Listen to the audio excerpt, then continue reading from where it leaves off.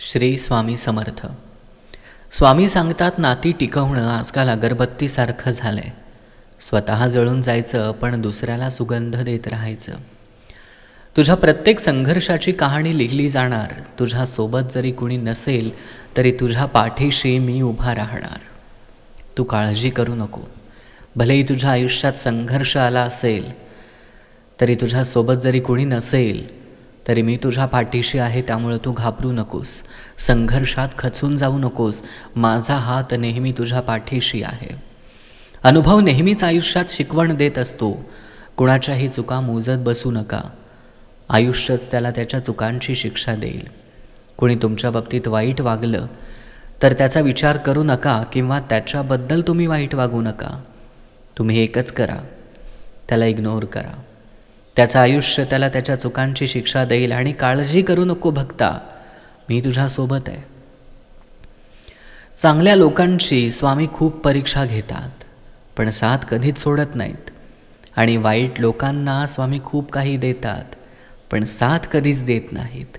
हे फक्त लक्षात ठेवा. स्वामी म्हणतात, संयम ठेवा. आयुष्यात काही गोष्टी उशिराच मिळतात. कमीपणा पचवून घ्यायलाही माणसाकडं मनाचा मोठेपणा असावा लागतो.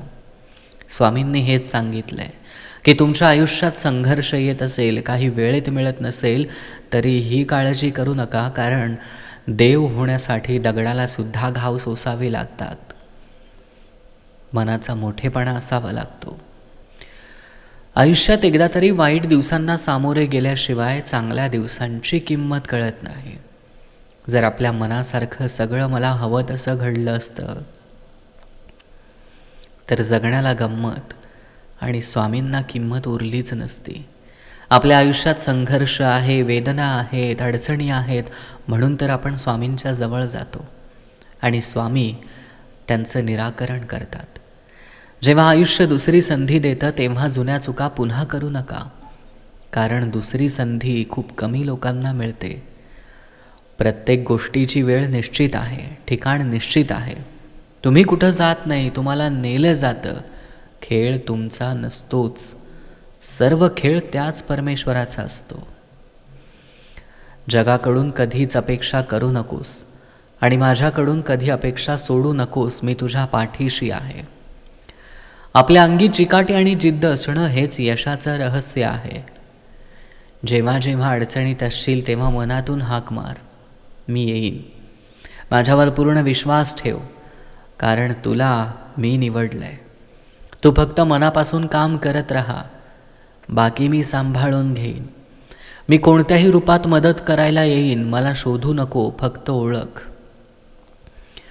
स्वामी, मी शून्य आहे, मी तुमचा सेवक झालो. हेच माझं थोर पुण्य आहे. एकदा श्रद्धेनं स्वतःला स्वामींशी जोडा. तुमच्या सर्व चिंता स्वामींवर सोडा. माझे कर्म हेच माझे भाग्य असे समजून काम करणारा कधीच हारत नसतो. स्वामींची भक्ती करायला मिळणं हे भाग्य आहे. ज्याला हे समजलं तो भाग्यवान आहे. स्वामी म्हणतात, जो माझ्याकडं 4 पावलं चालतो त्याच्यासाठी मी 100 पावलं चालून येतो. आजपर्यंत माझ्या आयुष्याच्या प्रत्येक संकटात सोबत राहणारे माझे गुरु म्हणजे श्री स्वामी समर्थ.